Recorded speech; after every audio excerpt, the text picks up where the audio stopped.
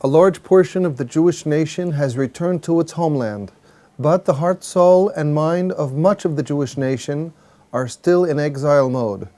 This state of affairs must and will inevitably change. This is Torah Nation TV from Jerusalem, and we are speaking with the head of Machon Shilo, Rabbi David Bar-Hayim. Shalom, Rabbi Bar-Hayim. Shalom. Some people have misgivings about saying the Tefillah L'Shlom HaMedina, the prayer for the welfare of the State of Israel, which is said in many synagogues on Shabbat. The claim is based on the fact that the State of Israel is not committed to the Torah, and that therefore some of its actions contravene Jewish values. Does the rabbi have any comments? The first thing to know about this tefillah is that it was authored by the Rabbanim Harashim Yisrael, the chief rabbis of Israel, Rav Herzog and Rav Uziel, at the time of the establishment of the State of Israel in Tafshin Het 1948. They were assisted in this work of authorship by the well-known writer Shai Agnon, and it was published in Elul Tafshin Het, September 1948. At the outset, we should mention the fact that while there were many Rabbanim who were in favor of reciting this prayer in shuls at that time, there were also many Rabbanim who were either vehemently opposed for ideological and other reasons, and there were also those who were perhaps not entirely opposed, but also dissatisfied and troubled by the wording of this tefillah. These facts need to be mentioned at the outset. In the Zionist religious world, in Hebrew the Dati Leumi Tzibur, here in Israel and overseas, it has been common practice since the time of the establishment of the state to recite this tefillah on Shabbat in most shuls. However, at the time of the implementation of the decision of the Israeli government to remove the Jewish inhabitants from Gush Katif in Azah in 2005 and destroy all the Yishuvim there, as is well known, many Jews in that very same those very same communities, and that people who associated themselves with that same ideology that we mentioned a moment ago, the national religious Jewish world, many people began to question whether the wording of this bracha is appropriate and relevant. That is why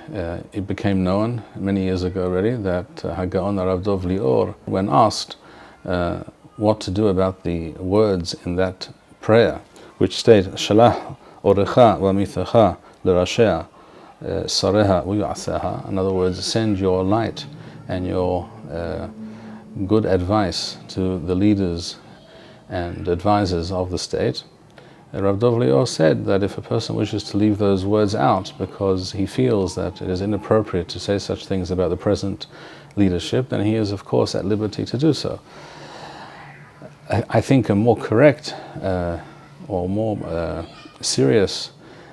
attempt to tackle and deal with this problem was enunciated by Hagaon Harav Zaman Baruch Melamed, who suggested replacing those words with the following words: "Waha'amed berosha," that is to say, and place at the helm of the Medina, of the state, Anshe Hayil, Yireh Elohim Anashe Emeth Sona'e V'asa, which means that we are praying for God-fearing, honest people whose true and sole intention is to do Hashem's will and not to do anything for their own gain, and certainly not to contravene the Torah in any way, to place such people in positions of leadership of the State of Israel. This suggestion, I believe, is very correct and very reasonable, because it is based on the words of the Torah itself when describing the kinds of leaders that the Jewish people are to choose for themselves. One, in fact, could ask the question why these words were not originally included in the wording of this tefillah, published way back in Tafshin Het in 1948. What better words and what better ideas could one find to express our relationship and our feelings for the state and our hopes and ambitions and aspirations for that state and the kind of leadership that we would like to see, what better wording could we possibly come up with than that which we find explicitly in the Torah? So I find myself very much in agreement with that suggestion of Rav Zalman Baruch Melamed. I also became aware recently that HaGaon Rav Shlomo Goren, immediately after the signing of the Oslo Accords by the Israeli government in 1993, which was 1 year before he passed away, he abolished the reciting of that prayer for the State of Israel as it stood, as that prayer was worded and had been said for so many years in his own synagogue in Tel Aviv. He abolished the reciting of that prayer in the wake of the Oslo Accords. All of the above leads one to the simple and obvious factual conclusion that today many Jews who identify themselves and were brought up in the religious Zionist world have misgivings about reciting the prayer as it stands nowadays. I personally have always had misgivings about it well before either of these events, that is to say, either well before the destruction of Gush Katif and also well before the Oslo Accords. I did not feel that it was necessary for such realities to occur before our eyes in order to realize and to internalize the simple fact that the State of Israel was founded by people who lacked any kind of Torah orientation, any type of clarity regarding the aim and purpose of the Jewish people.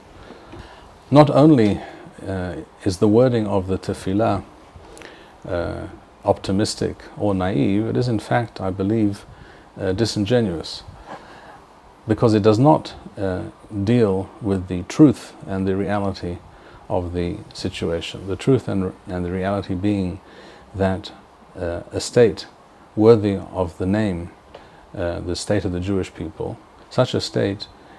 should have been, and we would have preferred that it be established by people completely imbued with the spirit of the Torah and completely committed to the precepts and values of the Torah.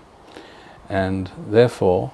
it is inevitable that the state will lose its way and very often act incorrectly and make very deplorable decisions because of this problem, which is to be traced back to its very inception, to the very background and mindset of the people who brought this state into being. Rather than grappling with this issue and praying for a different kind of leadership, a different kind of regime, in fact, not just individuals, not just politicians or presidents or leaders as individuals of a different caliber, of a different type, but in fact a different kind of regime based on different assumptions and understandings and also therefore conclusions. Without dealing with this issue, that this tefillah is, as I said, disingenuous. In fact, you could even say it is somewhat hypocritical. It certainly smacks, to my mind, of burying one's head in the sand. And therefore, frankly, I have always been left cold by the tefillah as it stands, and I can very much identify and understand those who have misgivings regarding this tefillah. Thank you, Rabbi Bar-Hayim. We would like to encourage our viewers to share these videos with friends and send in your responses. We would also like to suggest the following opportunity to our viewers. If you identify with Rabbi Bar-Hayim's message and would like to sponsor or dedicate a video interview with the rabbi in honor or memory of a loved one, if you would like to obtain Birkon Nusach Eretz Yisrael or invite the rabbi for a speaking engagement, please email us at office@machonshilo.org.